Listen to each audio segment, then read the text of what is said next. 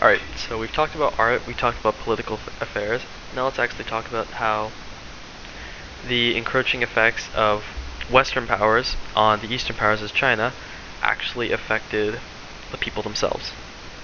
So, if we look back at the documentary that we watched before, you could see that after the Opium War and the Century of Humiliation began, China was actually put into a bit of a tough spot. After they finally finished all that, there were the nationalists, and then there were the communists. Nationalists, in a sense, were pretty much the businessmen, the capitalists, who have all been influenced by these Western powers, by these warring states, in a sense, and by the people who think, hey, exploiting the poor, making more money, good for the people. Yes, in the long run it was. It allowed China to industrialize more than it ever had in a very long time. Granted, the rich-poor gap got larger and larger, and then something happened to China that we don't normally actually see, or that we didn't see for a very long time. More of a split in structure was starting in the beginning. Not just class structure, not just the rich-poor gap, actually families. Families were tending to split up because fathers were nationalists, like fathers, mothers, older generation were nationalists, whereas the younger people were communists, people who wanted to rebel, people who wanted complete equality, because honestly, who doesn't want complete equality? Like you showed us in the documentary, not the documentary, but the interview, on the last day during the exam, on Monday during the exam day, the guy said that if you are 18 and don't believe in communism, what are you waiting for?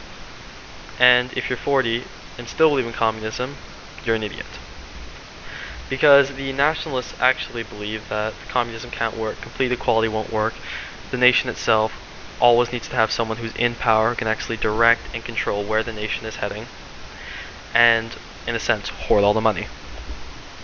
This whole mindset was put on encroaching British, encroaching French, encroaching Spanish, whoever else went to China and start cutting up pieces of the pie, because this all influenced China, this idea of merchanting, trading, to actually better themselves as a nation and actually industrialize.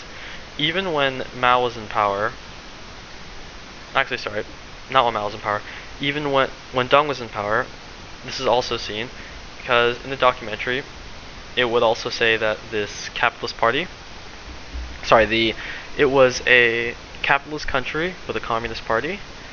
Honestly, I have to disagree with that. I think it's completely capitalist, because Deng basically used the party as an excuse to, in a sense, hoard money, make improvements to China. Yes, he made improvements to China. He industrialized China to an extreme amount, fixed a lot of things except the rich-poor gap and the actual splitting of family.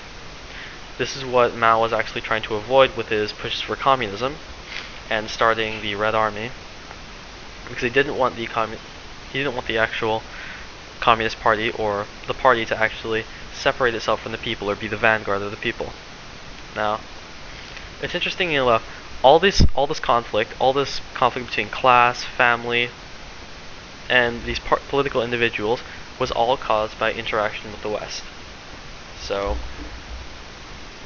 hypothetically, if China never had contact with the West and was still completely remote, completely in its own area, its own little world, would there still be conflict today? I'd have to say no. The ideas of capitalism, the ideas of greed, the ideas of actual personal improvement tainted China in a sense to me. I remember a long time ago when we were looking through packets and I can't remember which dynasty it was exactly, but it was, honestly I think it might have been all of them, but merchants weren't really considered the class. They were considered the lowest of the low, the people that didn't really do anything because they didn't really contribute. Farmers, they made goods. Soldiers, they fought in wars. Artists made art. They all contributed. What do the merchants do? Merchants get money to actually help fund the war. Merchants sell off the farmers' goods to make money for themselves. Merchants sell off the artists' goods to make money for themselves. Merchants buy weapons or sell weapons to armies to actually better improve them. In a sense, all the money is going back to them, nothing is going into China.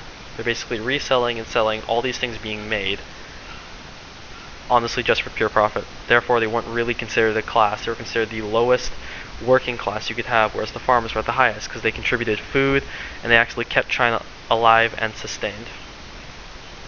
So all in all, the whole idea of one planet, two worlds makes complete sense to me.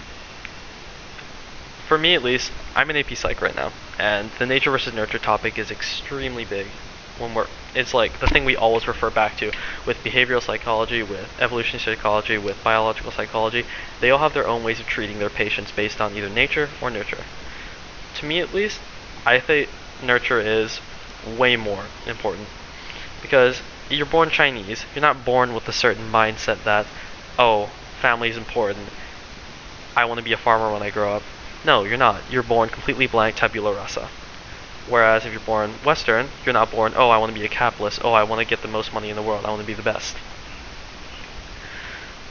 It's all through nurture. And since China for so many generations was nurtured in its own little world, its own little quadrant, it was able to develop a more peaceful, a more art-friendly, and more, in a sense, civilized state.